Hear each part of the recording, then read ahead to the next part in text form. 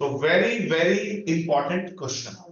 तो बेटा जब भी एपी का क्वेश्चन करो तो आप देखो यार इंक्रीजिंग एपी है या डिक्रीजिंग है, उससे पहली गलती होने से बच जाएगी। हम कॉमन डिफरेंस सही लेंगे। तो ये कैसा एपी दिख रहा है हमें, डिक्रीजिंग। तो कॉमन डिफरेंस क्या लेना, पहली बात 30t2 माइनस t1 माइनस 6। तो इस क्वेश्चन में कॉमन डिफरेंस -6 पता लग गया। ठीक है, इस क्वेश्चन में हमें कॉमन डिफरेंस क्या पता चल गया बच्चों, -6। कोई इशू हो तो बताइए। कोई इशू नहीं, कॉमन डिफरेंस हमें -6 पता लग चुका है।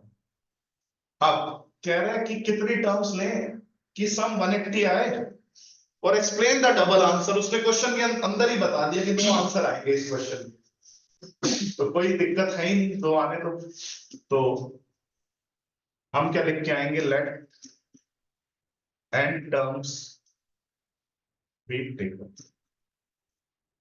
मैंने क्या कहा बच्चों कि n टर्म्स लेनी है मुझे। कितनी टर्म्स लेनी है बच्चों, n टर्म्स। तो बताओ n टर्म्स का जो सम होता है, क्या बोला, n टर्म्स का जो सम होता है, फॉर्मूला क्या होता है, n/2 into 2a 2 into 45 plus common difference क्या है बच्चों यहाँ पे -6। और ये जो सम है ये किसके इक्वल रखना है बच्चों, ये जो सम है किसके इक्वल रखना है, 180 के। ये 2 ऊपर ले जाएंगे, 180 इंटू 2 कितना हुआ, 360।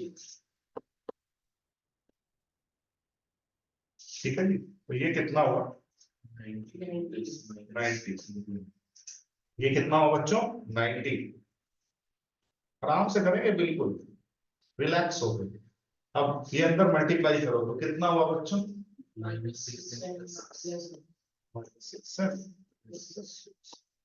बहुत ही बढ़िया। तो ये 96 हो गया, 90 प्लस 6 कितना हुआ, 96 माइनस 6 है। लिख दो इसको, 96 माइनस 6 है लिख देता हूँ, ऐड करके जो आया। अब बड़े ध्यान से देखो, कुछ कॉमन आ सकता है, 6 कॉमन लग रहा है मुझे, तो 6 बाहर निकाल दो ताकि मैं कट भी कर दूं 360 से। तो यहाँ क्या बचा बच्चों, 16 माइनस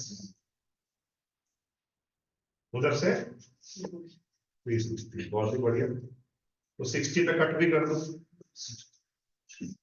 तो क्या हुआ बच्चों, 16 है इज इक्वल टू 60। तो फाइनल इधर 0 रख दी, n square minus 16n plus 60। अब क्या बनेंगे बोलो, 60n स्क्वायर तो माइनस 10n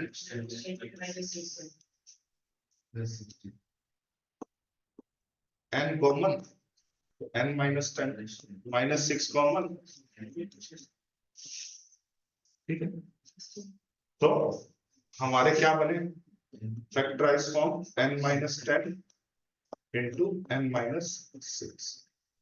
अब दो ब्रैकेट्स का प्रोडक्ट 0 है, या तो पहली ब्रैकेट 0 होगी तो n की वैल्यू क्या आएगी बच्चों, 10 है। n की वैल्यू क्या आएगी 10, और n माइनस 6 0 के इक्वल रखेंगे तो n की वैल्यू क्या आएगी 6। n आ गया बच्चों 10 और 6।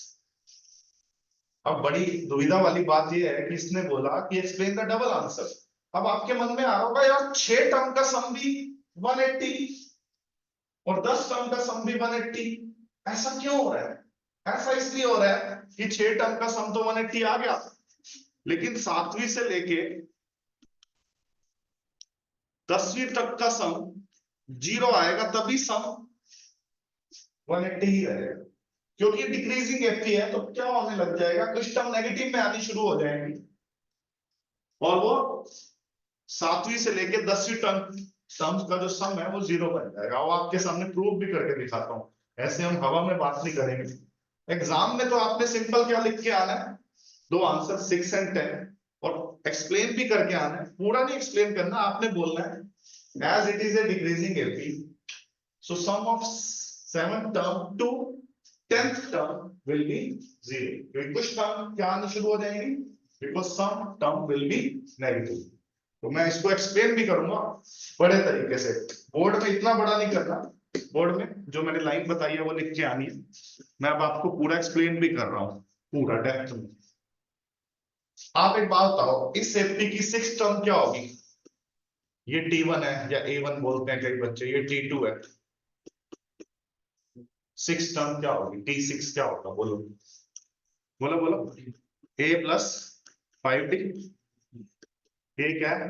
45, 5। कॉमन डिफरेंस अभी अभी क्या बोल रहे थे आपसे? तो 6th टर्म क्या होगी? 45 माइनस 15।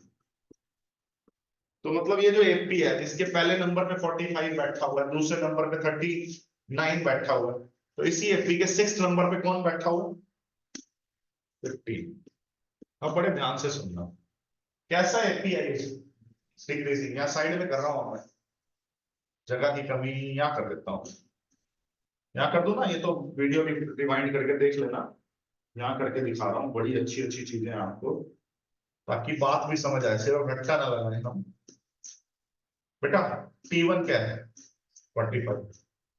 T2 क्या है? 39। T3 क्या है? 33। अभी अभी मैंने कहा 6 टर्म निकाला, तो आपने क्या निकाली? 15।